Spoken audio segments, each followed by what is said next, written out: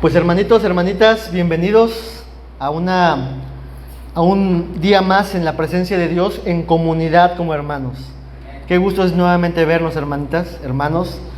Y bueno, como ustedes saben, y para nuestra hermana que nos visita, que se me olvidó su nombre, pero aquí, Mireya, para nuestra hermana Mireya que nos visita, estamos estudiando de manera secuencial la carta de Pablo a los Colosenses. Nuestra hermana ha llegado ya a la explicación de la segunda sección de la carta de los Colosenses. La carta a Colosenses, que tiene 4 capítulos, puede dividirse en 2 partes. Capítulo 1 y capítulo 2 nos habla acerca de la doctrina. ¿Qué necesitaban recordar los de Colosas acerca de Cristo? Y les empieza a escribir Pablo acerca de quiénes son en Cristo Jesús y quién es Cristo Jesús. ¿Ok? Eso es en el capítulo 1 y en el capítulo 2. Una descripción maravillosa de Jesucristo. De hecho, a diferencia de las demás cartas, en Colosenses tenemos una descripción amplia de quién es Jesucristo. Y después en el capítulo 3, del cual ya hemos empezado hace 3 semanas, empezamos a ver cómo es que esto que Pablo les dijo a los colosenses, de lo que son en Cristo y quién es Cristo Jesús, al entenderlo, al recibirlo, cómo luce una vida dominada por esas realidades, por esa verdad. La práctica del cristiano. ¿Cómo es un cristiano? ¿Qué se espera de un cristiano? La semana pasada veíamos que parte de lo que es ser cristiano es un movimiento, es el desechar la vieja o la pasada manera de vivir. Lo vimos la semana pasada. Hoy vamos a avanzar un poquito más acerca de este capítulo 3 que habla de la práctica del cristiano. ¿Qué es un cristiano? ¿Cómo tiene que vivir un cristiano? Veamos entonces nuestro texto del día de hoy. Colosenses 3, versículo 12 al versículo 15. ¿Lo tenemos? Ahí va a estar también en pantalla.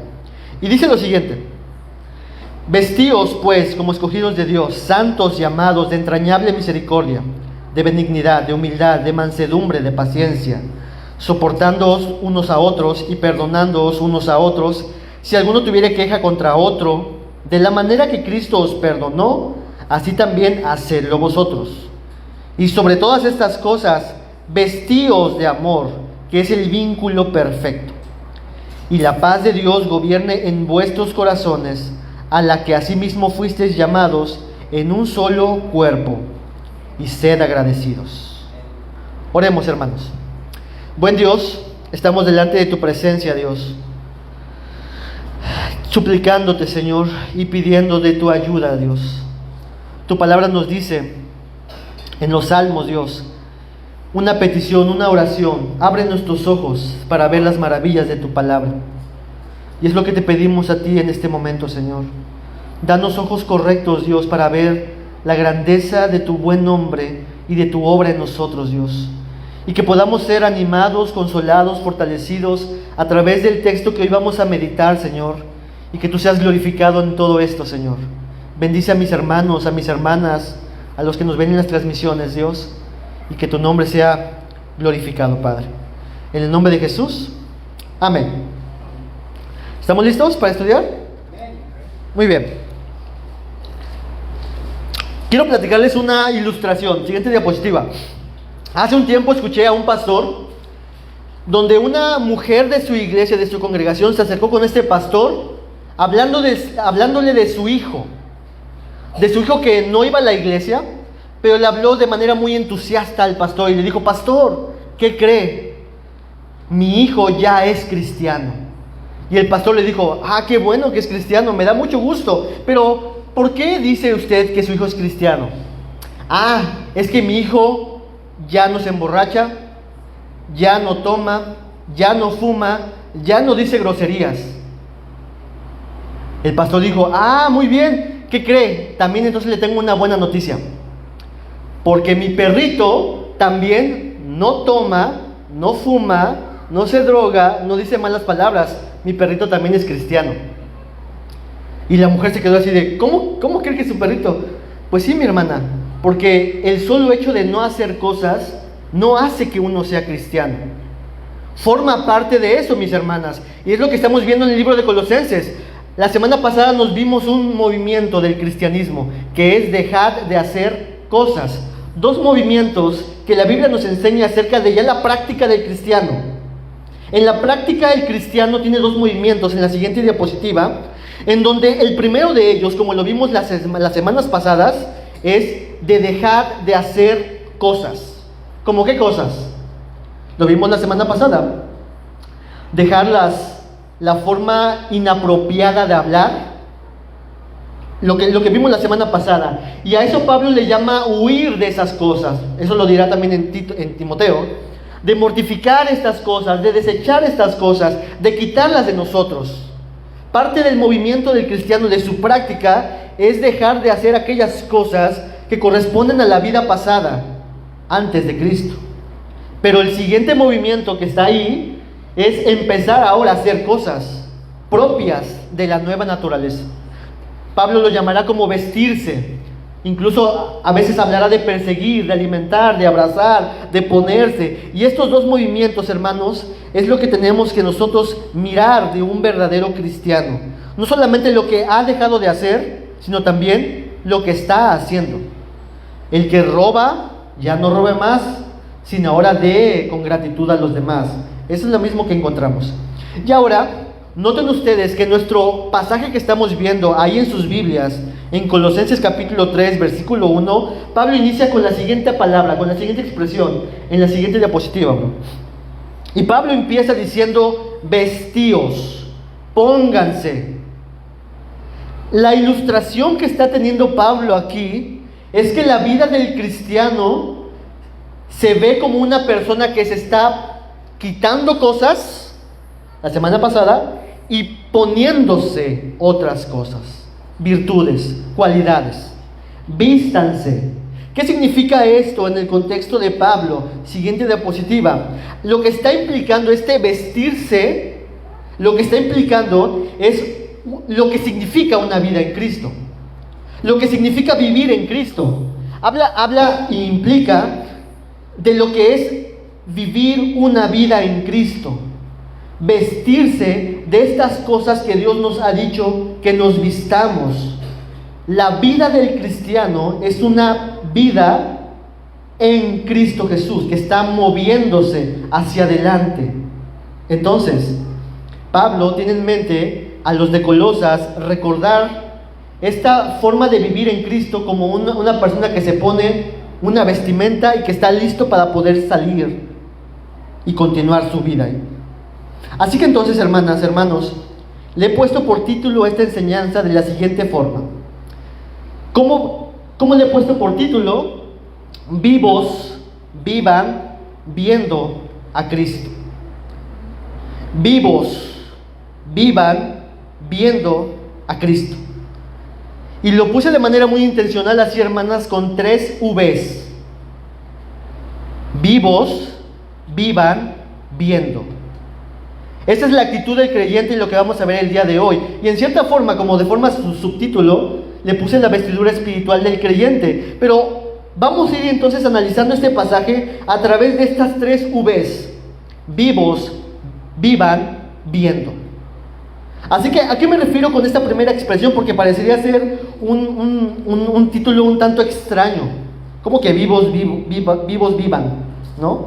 Pero déjenme mostrarles a qué me refiero con todo esto. La primera parte, vivos. ¿A qué nos referimos con vivos? Vivos. Así inicia, hermanos, en cierta forma, Colosenses capítulo 3, versículo 12. Fíjense sus Biblias. Dice, vestíos pues como escogidos de Dios, santos y amados. En la Biblia nueva, la Biblia de las Américas, lo pone un poquito más claro, las ideas. Fíjense cómo dice ahí en la pantalla. Entonces, ustedes, como escogidos de Dios, santos y amados, revístanse. Hermanas, hermanos, ¿a quién se dirige Pablo con estas palabras? ¿A todo el mundo?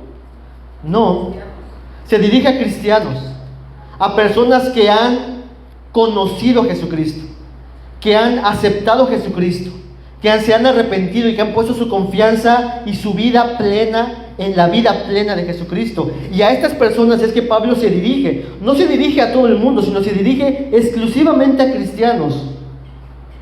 Aquellos en los que Cristo es suficiente. Para ellos Cristo ya es suficiente. Para ellos han descansado completamente en Cristo, han sido perdonados de sus pecados, han salido de su miseria espiritual a una riqueza abundante en Cristo Jesús. Y Pablo se dirige precisamente a estas personas. Y para efectos de nuestra palabra, de nuestra enseñanza, aquellos que tienen vida. Fíjense lo que dice Colosenses 2:12 al 13, que va a estar ahí en pantalla. Colosenses capítulo 2, versículos 12 y 13. Y noten ustedes estas ideas de la vida. Sepultados con Él en el bautismo, en el cual fuisteis también resucitados con Él. ¿De qué nos habla eso? De que han vuelto a vivir mediante la fe en el poder de Dios que le levantó de los muertos. Y a vosotros, estando muertos en pecados y en la incircuncisión de vuestra carne, ¿qué nos dio? Vida. Vida juntamente con Él, perdonándoos todos los pecados. Y a esos Pablo se dirige. Ustedes que han recibido vida, ustedes que están vivos, entonces vístanse. ¿Se dan cuenta? Vivos. Hermanitos, si es que solamente a un vivo se le puede decir, respira, camina, come, vístete, solamente a un vivo. No se le puede pedir eso a una persona que no tiene la capacidad, ni la facultad, ni nada en él para poder hacer aquello que no puede hacer. Por eso es que decimos que estas primeras palabras y todo lo que va a decir se refiere a aquellos que están vivos. Vivos. Ahora, ¿qué dice de estos que están vivos? Noten ustedes en nuestro texto, en la siguiente diapositiva, que lo primero que dice de estos que están vivos es que son escogidos de Dios. Esta es la descripción de los que están en Dios, en Cristo Jesús, que están vivos. Están vivos porque han sido escogidos por Dios. ¿Sí lo ven? Los llama como escogidos. ¿Qué somos? Escogidos de Dios. Y esto en algunos círculos de iglesias, la doctrina de la elección divina causa mucha controversia a veces. Pero para Pablo no es controversia. Para Pablo es una razón más de adorar a Dios. Una razón que estimula la piedad. Una razón que nos ayuda a amar a Dios. De su elección, de que nos haya escogido, hermanos. Este eres tú en Cristo Jesús, un escogido de Dios. Y pensemos un momento en eso. Porque ¿quién es nuestra hermana Josefina para que Dios se haya fijado en ella? ¿Quién es nuestra hermana? ¿Quién es nuestro hermano Frank para que Dios se haya fijado en él y lo haya escogido? Quiero poner la ilustración como que si el mundo fuera un saco de pecado y todos estábamos contenidos ahí. Éramos basura, éramos porquería, llenos de pescados, atestados de pecado, y Dios metió la mano hasta lo profundo y sacó a Frank y sacó a José. ¿Pero por qué a ellos? ¿Qué acaso vio algo bueno en ellos? ¿Qué es lo que lo motivó a Dios a escogernos? Su infinita y grandiosa misericordia. Y de esto habla Pablo a los de Colosas. Ustedes han sido escogidos por Dios. Como está escrito en la Biblia, a Jacob escogí amarlo y a Esaú no. ¿Qué diremos de eso? ¿Que Dios es injusto? No, de ninguna forma. Sino que Dios extiende su misericordia a quien Él quiere. Si tú has sido llamado su hijo de Dios, tú eres un escogido de Dios, una escogida de Dios por la misericordia de Dios. Estamos vivos por esa elección de Dios. Y Él nos quiere que Pablo que recordemos que somos escogidos de Dios. ¿Qué también nos dice el mismo pasaje? La siguiente diapositiva, la siguiente frase que está ahí, es que nos llama santos. Esta es nuevamente una descripción de la realidad de nuestra posición en Dios. Santos, apartados para Dios. Antes de siquiera decir Pablo cómo debemos vestirnos en santidad, Pablo nos dice, ustedes ya son santos. Y por lo tanto, vístanse. ¿Se dan cuenta cómo es el patrón siempre? Siempre nos dice Dios lo que ya somos para poder hacer aquello que sí podemos hacer. Y Pablo les dice esto a los de Colosas. Ustedes son santos. De hecho, así inicia Colosenses capítulo 1, versículo 2, cuando dice: a los santos y fieles en Colosas. La santidad nos ha hecho santos. ¿Qué más nos dice este pasaje? En la siguiente diapositiva, en la siguiente frase que vemos ahí, es que nos dice que ustedes son amados por Dios. ¿Qué somos? Escogidos, santos, amados. ¿Se dan cuenta todas las cosas que está diciendo de estos que están vivos? Escogidos, santos, amados. Y esta es una declaración grandiosa, hermanos. Porque el amor de Dios nos habla en un sentido de un amor general. ¿Dios ama a todo el mundo? Sin duda. Es el deseo de Dios, es la disposición de Dios de amar a todo el mundo. Pero de forma especial, particular, singular, Dios ha reservado un amor de complacencia solamente y exclusivamente para sus santos escogidos, para sus hijos. Y de esto está hablando aquí. Un amor que es invencible, al que Pablo llamará en Romanos: ¿quién nos separará de este amor de Dios que está en nosotros? Nada ni nadie. Ustedes son amados por Dios. No están siendo amados por Dios, sino desde el momento que creyeron, ustedes son los hijos amados de Dios, las hijas amadas de Dios. Y esto, hermanos, es una doctrina maravillosa. El amor de Dios. El amor de Dios. Cuando Pablo empezó a meditar en el amor de Dios, en un pasaje que me gusta, que no está ahí en pantalla, lo noté aquí, 2 de Corintios 5, 14 al 15. 2 de Corintios 5, 14 al 15. Pablo dice: porque el amor de Cristo me constriñe. La palabra constriñe es me empuja, me motiva, incluso llega a atormentarme, como lo decía Jeremías, este fuego que hay dentro de mí, que no me impide hacer lo que yo quiera, sino lo que tú quieras. Al considerar el amor de Dios, este amor me constriñe, pensando en esto, que si uno murió por todos, luego todos murieron. Y la idea es esto: Pablo, al pensar en el amor de Cristo Jesús hacia él decía: esto es increíble, y eso es lo que me motiva e impulsa a vivir mi vida para ti, Jesús. Hermano, hermana, antes de siquiera decir las cosas que vamos a decir después de la vestimenta, tú eres amada por Dios. Tú eres amado por Dios.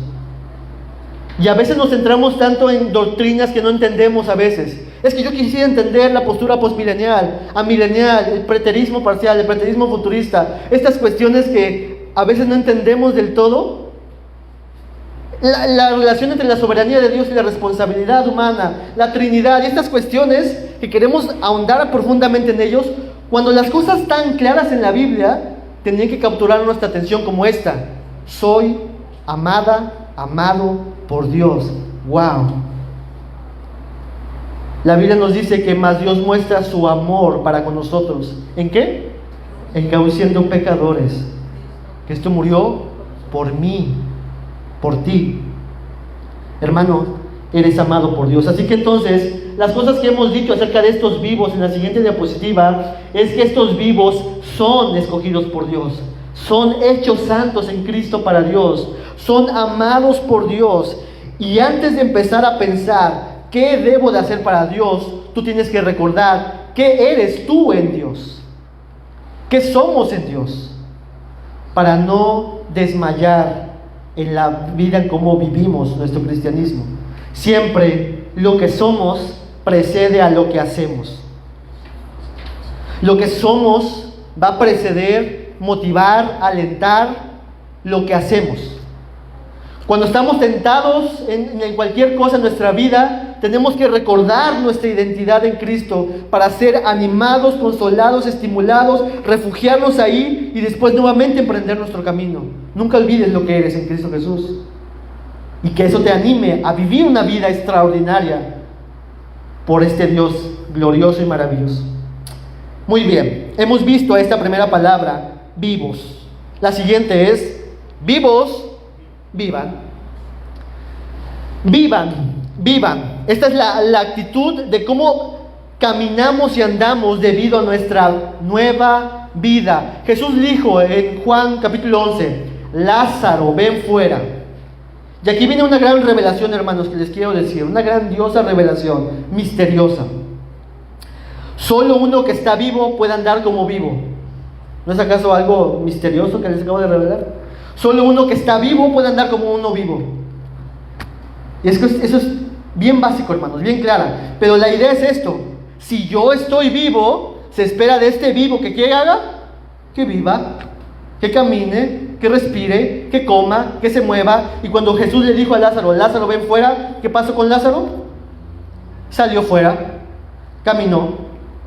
Y entonces lo que vamos a tratar en este punto, que Pablo nos presenta en el pasaje que estamos estudiando, es ahora cómo se vive esta vida cristiana. ¿Qué significa esto de que estoy vivo? ¿Qué implicaciones tiene a la luz de este pasaje? Pablo va a usar la ilustración de ponerse una ropa, vestirse.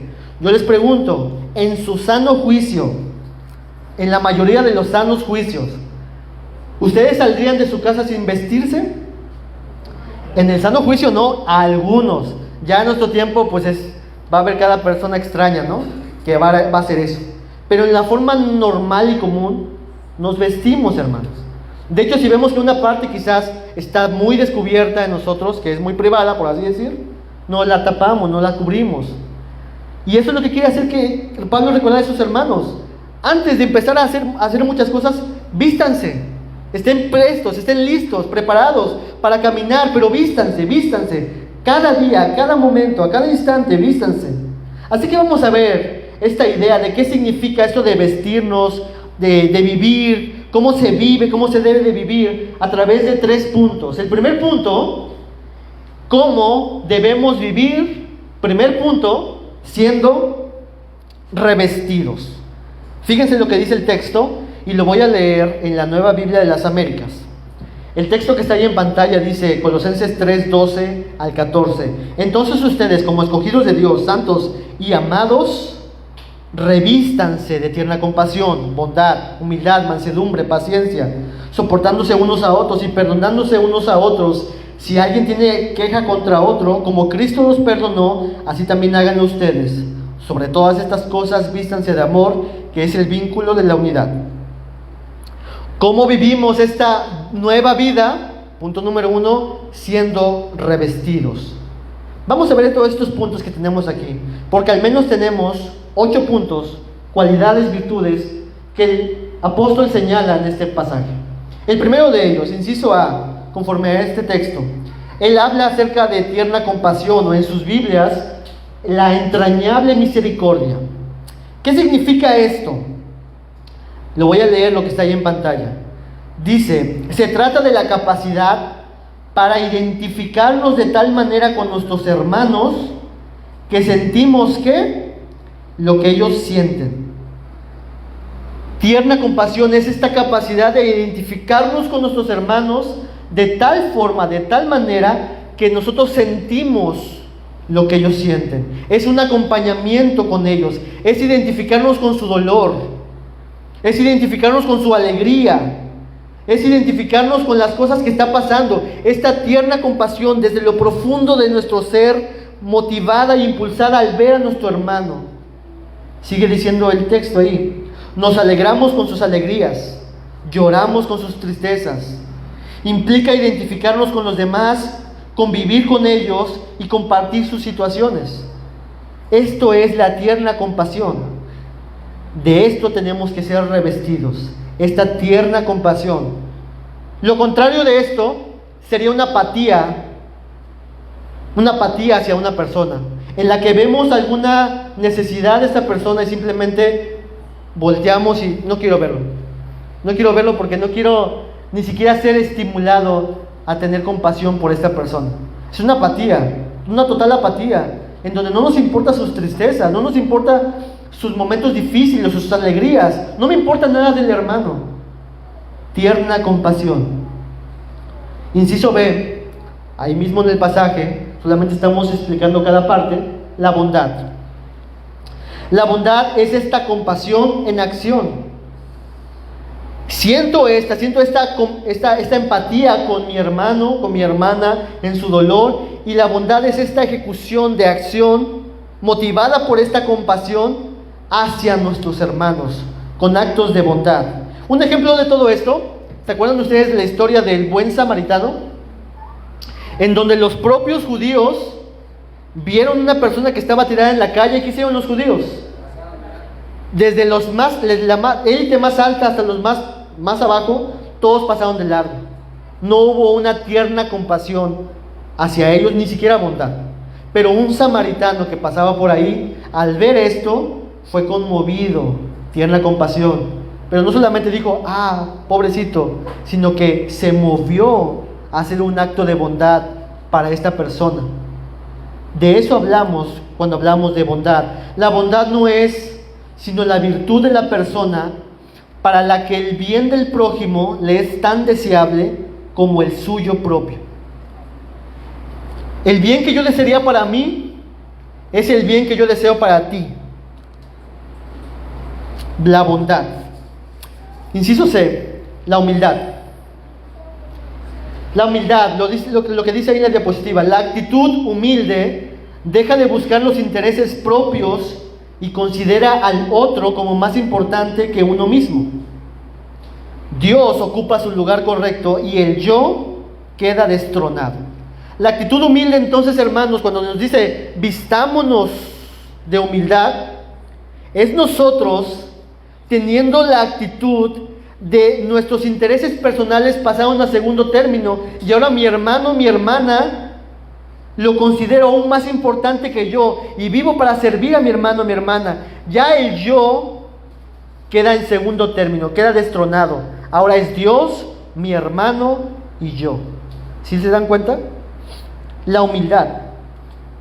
Considera a los demás como superiores a sí mismo y procura ayudarlos. Procura ayudarlos. Inciso D, mansedumbre. La mansedumbre es esta cualidad, esta virtud de un carácter desapasionado, de extremos. Aquí lo dice como controlado, apacible y gentil, pero firme y que busca el bienestar de sus semejantes. El manso es aquel que no es movido en sus pasiones y se va a un extremo al otro, es decir, no es arrogante, no tiene una arrogancia, ni tampoco es aquel que se tira a decir yo soy el peor de todos, nadie me quiere, sino que está manso, está controlado, está equilibrado, es apacible, es gentil, y con esto busca ayudar a los demás, busca servir a los demás. ¿Se van dando cuenta todas las cosas de lo que Pablo dice, de las cuales tenemos que revestirnos? Yo estoy seguro que todos los que estamos aquí, hay áreas o hay vestiduras que no nos estamos poniendo y que necesitamos considerar en nuestras vidas. La mansedumbre. El que sigue, inciso E, la paciencia. ¿Cuántos de aquí somos pacientes? Levanten la mano. A nuestra hermana. Yo también considero que soy un poquito paciente, pero no siempre paciente. La paciencia tiene diferentes matices, hermanos. Pero esta paciencia que está hablando aquí es de una largura de ánimo, se llama longanimidad, esta paciencia extendida, esta tolerancia, de que no caemos bajo provocaciones, que nos mantenemos en paciencia, que soportamos largamente las ofensas. La paciencia es aquello que ante las dificultades que se nos enfrentan, nosotros podemos solamente soportar con esperanza en Dios, esperando en Dios. Y todo esto, hermanos, que hemos visto hasta este momento, va a tener una cierta tipo de aplicación en los dos puntos que siguen. Paciencia. Inciso F.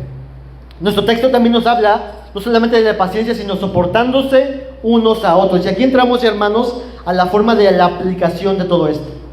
Hemos visto acerca de la bondad, de la tierna compasión, de la humildad, de la mansedumbre, de la paciencia. Y este punto de soportarnos unos a otros combina todas estas cosas. Porque para soportarnos unos a los otros, yo debo de tener paciencia, yo debo ser manso. La humildad debe estar en mi vida, porque ya no es tratando de buscar mis propios beneficios, sino buscando a los demás, teniendo a los demás como superiores a mí, siendo bondadosos y compadeciendo de los demás. Y por eso Pablo habla acerca de sopórtense unos a otros. Lo que presupone el texto, hermanos, es que en la iglesia va a haber momentos en donde nos vamos a ofender. ¿verdad?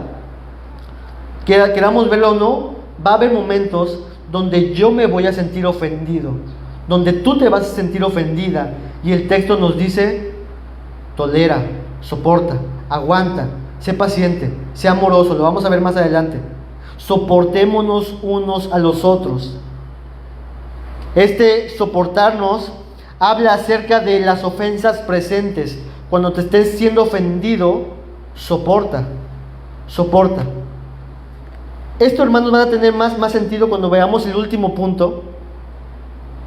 Pero quiero que noten todas las cosas que Pablo está hablándoles a los de Colosas de cómo debemos vestirnos. Inciso G también nos habla acerca de perdonándose unos a otros. Y perdonándose unos a otros si alguno tuviera queja contra el otro. Esta es la actitud de no ser históricos con los pecados del pasado, ¿no? Sino ser prontos a perdonar las ofensas que nos han cometido en el pasado, y estar dispuestos a perdonar en el momento que alguien se acerque con nosotros y me diga: mi hermano, perdóname. No, yo no te voy a perdonar. Tú me las vas a pagar. Tú vas a sufrir por lo que me acabas de hacer. Seamos prontos para perdonar. El perdón es una de las cualidades del cristiano, y lo vamos a ir viendo en el último punto que veamos. Pero aquí Pablo está hablando acerca de perdonándonos unos a otros. Si hemos ofendido, si hemos recibido la ofensa, perdonemos. No acumulemos este sentido de amargura en nosotros. No aumentemos como si fuera una copa o un vaso de agua, almacenando la amargura en nosotros. Sino el autor dice: perdónense. Motívense a perdonarse unos con otros. Y por último, hermanas, de siendo revestidos, Pablo lo corona todo con el amor. Fíjense ustedes en el versículo 14. Después de hablar todo lo que acabamos de decir, estas virtudes, Pablo dice: y sobre todas estas cosas, ¿qué cosas? Todo lo que hemos dicho y hemos visto, vestíos de amor, que es el vínculo perfecto. Para tener una idea en nuestra mente, las cosas que hemos dicho hace rato es como si fueran una vestidura que está por debajo, y el amor cubre todas las cosas. Es la vestidura que va por encima de todo. Es decir, que tú tienes que ser bondadoso con amor, tú tienes que tener tierna compasión con amor, soportándose por amor, tolerándose por amor, perdonándose por amor, todo con amor, porque el amor es esa virtud que hace que todo tenga sentido y sea embellecido. El amor no solamente es un acto de simplemente decir intelectualmente: yo debo de amarte. Ni tampoco es un acto únicamente de decir: es que yo debo de sentir amarte, intelectual o emocional, sino son las dos cosas. Cuando hablamos del amor, hablamos tanto de en nuestro intelecto decidir amar, como en nuestros sentimientos sentir amar, y nuestra voluntad amar a las personas, amar a nuestros hermanos. Por eso es que la Biblia habla de que nosotros debemos amar a Dios con todo lo que somos, con nuestra mente, con nuestro corazón, con nuestras fuerzas, con todo lo que somos. Y de esa misma manera tú debes de amar a tus hermanos. Y eso es lo que habla Pablo aquí. Sobre todas estas cosas, todo lubríquenlo con amor. Todas las cosas que van a hacer, siempre en la medida del amor que han recibido en Dios. Debemos vestirnos en amor. Y Pablo pone esta preeminencia en cierta forma del amor para que cubra todas las demás cosas, hermanas. Bien, entonces nuestra pregunta que estamos viendo es: ¿cómo debemos vivir? El primer punto es siendo revestidos de todas las cosas que hemos visto. Todas las cosas.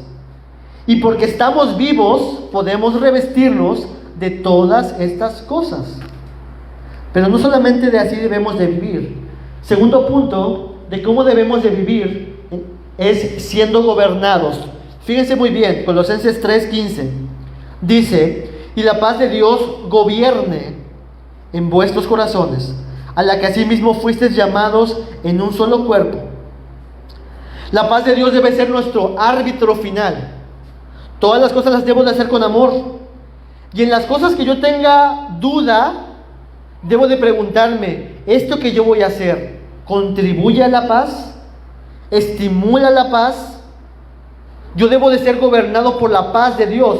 La paz de Dios aquí, cuando hablamos de paz de Dios, podemos referirnos a dos aspectos. La paz que tenemos con Dios, como lo dice Romanos capítulo 5, versículo 1, justificados pues para con Dios tenemos paz con Dios.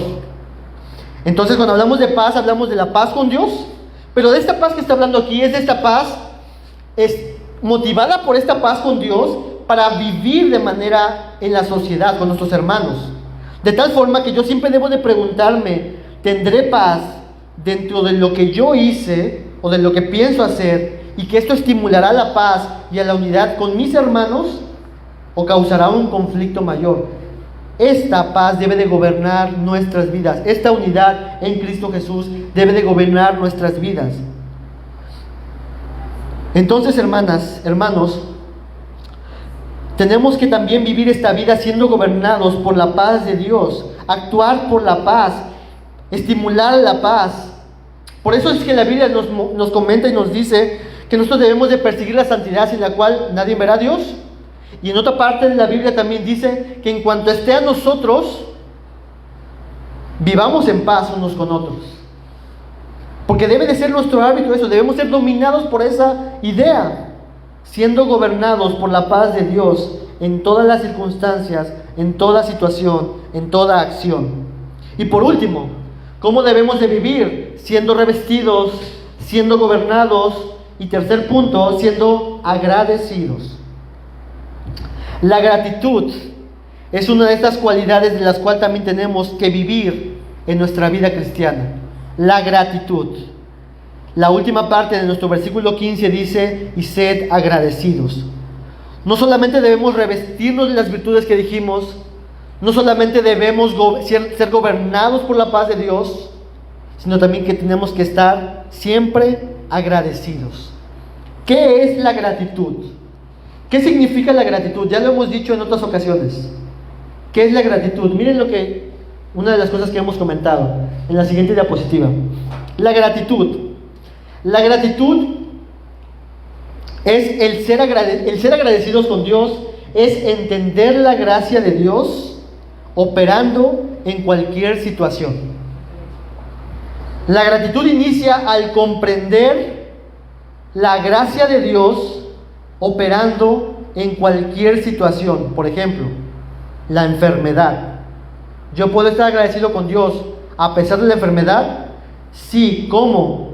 Tengo que pensar y ver cómo la gracia de Dios está operando a través de la enfermedad. Y muchas veces en nuestra enfermedad, en las cosas difíciles que nos pasan, Dios nos está formando cada día más a su imagen, o está evitando que caigamos en ciertos pecados. Y esto es gracia de Dios. Yo tengo que preguntarme, ¿cómo tú estás operando Dios a través de estas cosas? Y al considerar qué es lo que Dios está haciendo, tengo razones para poder estar agradecidos con Dios. Por eso es que la gratitud es un acto de entender la gracia de Dios operando en cualquier situación, y en base a esta gracia, operando en cualquier situación, ser de un corazón dispuesto para darle gracias a Dios de lo que está haciendo en nosotros, con nosotros, a pesar de las circunstancias, a pesar de las situaciones, esta actitud de gratitud. Entonces, hermanas, hermanos, ¿qué hemos visto hasta este punto? Repasemos un poquito. Vivan. ¿Cómo debemos de vivir conforme a este pasaje? Punto número 1, siendo revestidos de estas virtudes. 2, siendo gobernados de la paz de Dios. Y 3, siendo agradecidos en cualquier situación.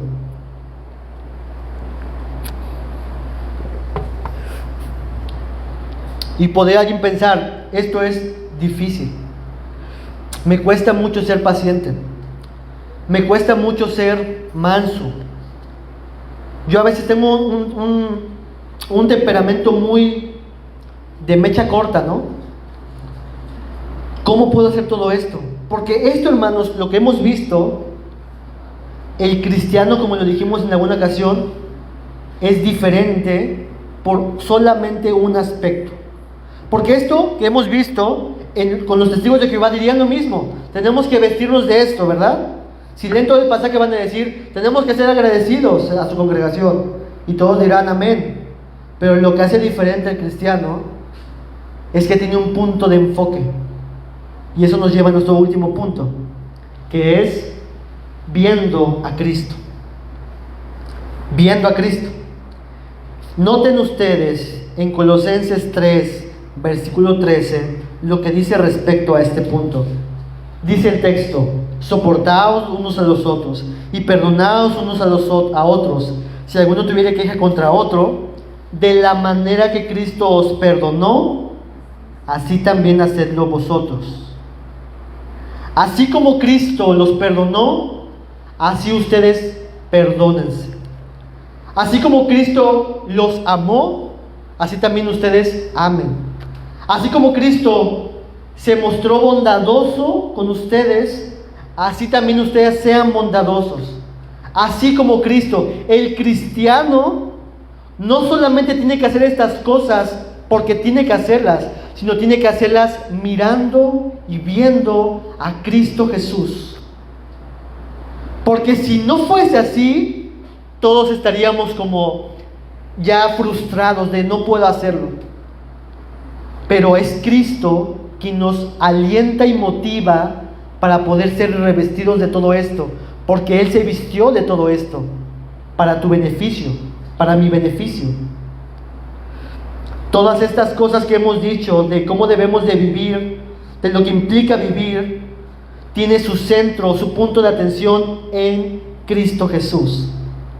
Como dice este mismo pasaje, así como Cristo los perdonó. Hermanos, piensen entonces, ¿cómo Cristo te perdonó a ti? ¿Qué tú hiciste contra Cristo, contra Dios?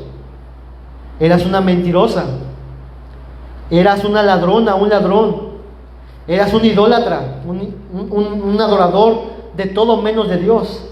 Piensa en quién eres tú. Y aún así, ¿qué hizo Cristo por ti? Te perdonó. Piensa en todas las ofensas que cometiste contra Dios. Cuéntalas en tu mente. ¿Cuántas ofensas hice yo contra Dios? E incluso sigo haciendo contra Dios a veces. Cuéntalas. Y aún así, Dios dice: estás perdonado, perdonada. Y entonces, al reflexionar, a pensar qué es lo que Dios ha hecho en Cristo Jesús hacia con mi vida, entonces yo puedo decir: ¿cómo yo voy a tratarte, hermano, sin falta de perdón? Si Cristo ha hecho esto conmigo, ¿por qué yo debería de guardar rencor contra ti? Por lo tanto, el fijarnos en Cristo nos da la motivación suficiente, la fuerza suficiente para levantarnos y decir: así como Cristo hizo esto conmigo, así yo lo voy a hacer contigo, mi hermano. Porque Cristo habita en ti, porque Cristo mora en nosotros. Así como Cristo mostró tierna compasión, así también ustedes muestren tierna compasión. Así como Cristo fue bondadoso, así también ustedes háganlo. Así como Cristo fue humilde, ¿ustedes saben qué? Sean humildes. Sean humildes. Y así, hermanos, podríamos mencionar todas las cosas de las que hemos visto, en donde nuestro centro de atención, nuestra mirada exclusiva va a estar fijada en Cristo Jesús. Él es nuestro modelo, Él es nuestro ejemplo, Él es nuestro sustento y, como lo decíamos en la canción, nuestra roca firme, y todas las demás cosas son arena. Él permanece y sobre esta roca yo me voy a sustentar, incluso para mi santificación, con los ojos puestos en Cristo Jesús. Y hermanas y hermanos, cuando dejamos de mirar a Cristo Jesús, cuando dejamos de fijar nuestra mirada en Jesucristo, en imitar a Cristo, en considerar a Cristo, en ser motivados en Cristo, cuando dejamos de hacer esto, es cuando entonces somos tentados a pecar de diferentes maneras. Y ya no quiero perdonar a mi hermano, y ya no quiero ser bondadoso con aquella persona que me ofendió a mí, ya no quiero soportar a aquel hermano, me cae mal, ya basta con este hermano. Cuando dejamos de mirar a Cristo Jesús, nuestro viejo pasado, nuestro viejo yo, aflora. Y dice: sí, es cierto, Josefina, tú vales mucho. Tú no mereces ser tratado de esta misma manera. ¿Qué no saben quién eres tú? ¿Por qué te tratan así? Cuando mi hermana Josefina debería decir: Cristo se fijó en mí y puso sus ojos en mí. Y por eso es que yo puedo amar a mi hermano. Traigamos a nuestra mente una historia en la Biblia, en la siguiente diapositiva. No sé si se alcanza a ver bien la imagen. ¿Se alcanza a ver? La historia de Pedro con sus discípulos, la historia de Jesús con sus discípulos, en donde Pedro, al ver a Jesús caminando sobre el agua, ¿qué hace Pedro? Le dice: Maestro, si eres tú, manda que yo vaya contigo. Y Pedro, a pesar de ser un bocón a veces, y una persona así, muy alevestrada, él se levanta y empieza a caminar, hermanas. Caminar sobre el agua, viendo a su maestro. Pero ¿qué es lo que pasó con Pedro, que empezó a hundirse? ¿Qué hizo? Dejó de mirar a su maestro y empezó a hundirse en el mar profundo en ese momento.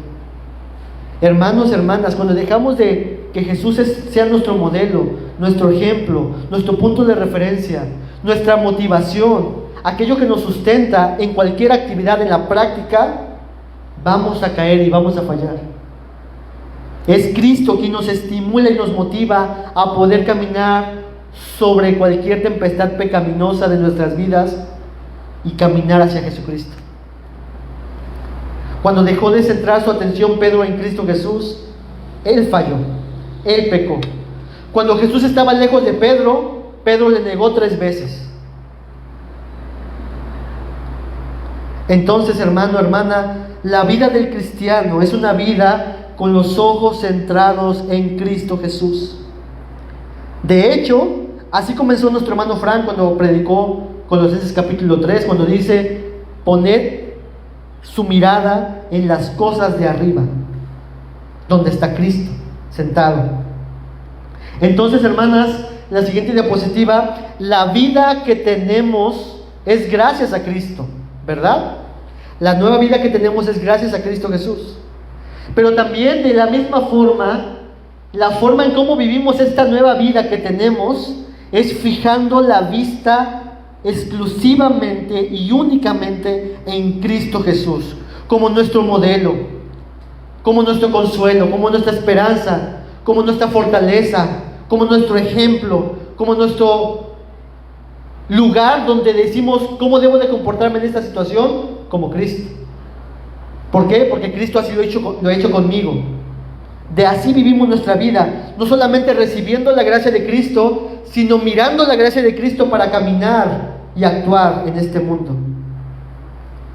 Siguiente diapositiva.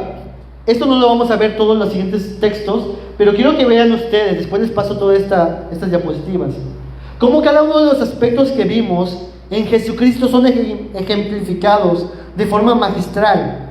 Jesús, ejemplo de tierna compasión, de bondad, de humildad, de mansedumbre, de paciencia, de soportar, de perdonar, de amar. Jesús es el modelo de todas las cosas. Y los discípulos de Jesús podrían decir: Jesús hizo esto conmigo, por lo tanto yo debo de tratarte así, mi hermano. Y de la misma forma tú y yo tenemos que hacer eso mismo. Jesús, Dios, ha hecho esto conmigo, me ha tratado así, entonces yo debo de tratarte así, mi hermano. Esa es la misma historia cuando Jesús cuenta acerca de ese hombre que debía una gran cantidad de dinero, de ese rey, y que le pagó la deuda, y que esta persona que le pagó la deuda después maltrató, humilló a otro compañero suyo que le debía una cantidad más pequeña, y después lo regaña el rey y le dice: siervo ingrato, si yo te perdoné una deuda tan grande, ¿no tenías que tú haberle perdonado esta misma deuda a otro que te debía menos? Y esa es la misma idea, hermanos. Lo que Dios ha hecho conmigo en Cristo Jesús, yo lo debo de hacer con otros. Cuando seas tentado o tentada a la impaciencia, ¿qué debes de hacer? Primero, mira a Cristo.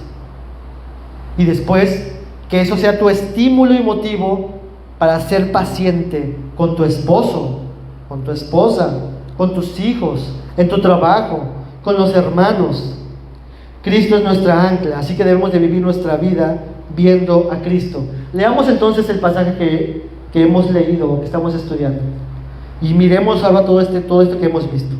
Vestidos pues como escogidos de Dios, santos y amados, de entrañable misericordia, de benignidad, de humildad, de mansedumbre, de paciencia, soportando unos a otros y perdonando unos a otros si alguno tuviera queja contra otro. De la manera que Cristo os perdonó, así también hacedlo vosotros. Y sobre todas estas cosas vestidos de amor, que es el vínculo perfecto, y la paz de Dios gobierna en vuestros corazones, a la que asimismo fuisteis llamados en un solo cuerpo. Sed agradecidos. Siguiente diapositiva. Vivan viendo a Cristo. Vivos, vivan viendo a Cristo. Cristiano, cristiana que estás aquí entre nosotros. Si tú has resucitado con Cristo Jesús, si has llamado a esta nueva vida con Cristo Jesús, si has sido recreado con Cristo Jesús, pregúntate, ¿cómo estoy viviendo mi vida en Cristo Jesús? ¿Cómo luce mi vida en Cristo Jesús? ¿Andas como vivo, lo que hemos visto el día de hoy?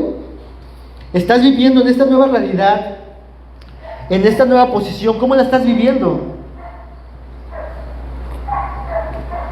¿Cómo vives tu cristianismo con tu esposo, con tu esposa? ¿Cómo vives tu cristianismo en tu trabajo, en tus relaciones sociales, en tus redes sociales, en tu vida pública o privada, cuando todos te ven, cuando nadie te ve? ¿Cómo vives tu cristianismo? ¿Estás siendo revestido de las cosas que vimos el día de hoy? ¿Estás siendo gobernado por la paz de Dios? ¿Estás siendo agradecido con Dios? Si no es así, tú necesitas reconvenir todas estas cosas, acudir a Cristo Jesús y encontrar consuelo y esperanza en Él para continuar una vida siendo vestidos de Cristo Jesús al final del día. Necesitas ser dominado por Cristo Jesús. Que Cristo sea tu consuelo para continuar con la vida que Dios ya te dijo que puedes vivir, porque ya tienes vida en Jesucristo. Necesitas vestirte de Cristo Jesús. La buena noticia del Evangelio es de que podemos ahora vivir por Cristo, en Cristo y para Cristo, porque estamos vivos. De eso se tratan las buenas nuevas, de que ya tenemos vida. Tú no tienes que hacer todo esto para ser vivo, o para tener el amor de Dios, o para ser hijo de Dios, sino porque tú ya eres hijo de Dios, hija de Dios, estás vivo en Dios, puedes actuar de esta misma manera. Tú no te ganas esto, tú ya lo puedes hacer, porque ahora tienes la capacidad de hacerlo en Cristo Jesús. Pero déjenme darles una advertencia para terminar. Mateo 22, 1 al 14, nos narra una historia de una parábola que Jesús narra, la parábola de la fiesta de las bodas. ¿La conoces? En donde se les invita a una boda a muchas personas. Y las personas ponen muchos pretextos para no asistir a la boda y no van. Y después este rey dice esto en Mateo 28, 8 al 13. Entonces dijo a sus siervos: las bodas a la verdad están preparadas, mas los que fueron convidados no eran dignos, no quisieron venir. Id pues a las salidas de los caminos y llamad a las bodas a cuantos halléis. Y saliendo los siervos por los caminos, juntaron a todos los que hallaron, juntamente malos y buenos, y las bodas fueron llenas de los invitados.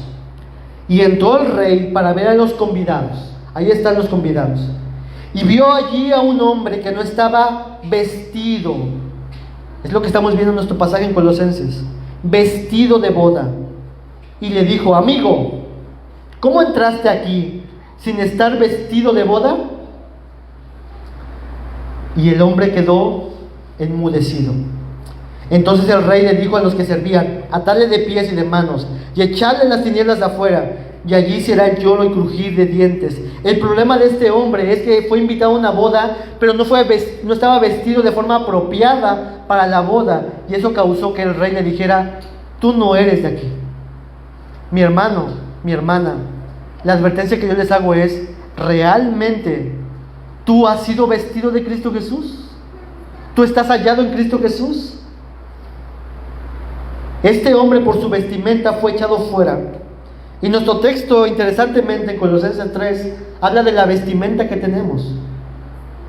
¿Estás vestido apropiadamente en tu vida diaria?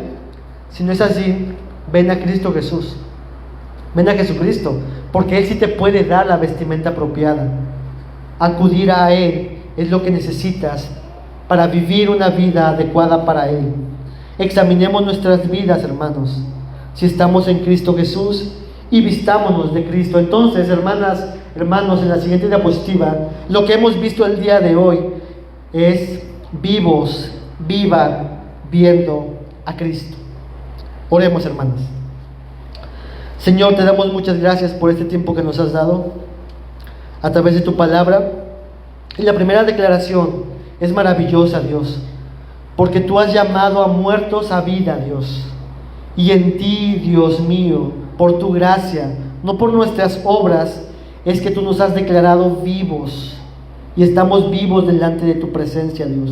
Tenemos una vida abundante y eterna dada a través de Cristo Jesús. Y esa es una obra que te pertenece solamente a ti y por la cual te damos toda la gloria, Dios.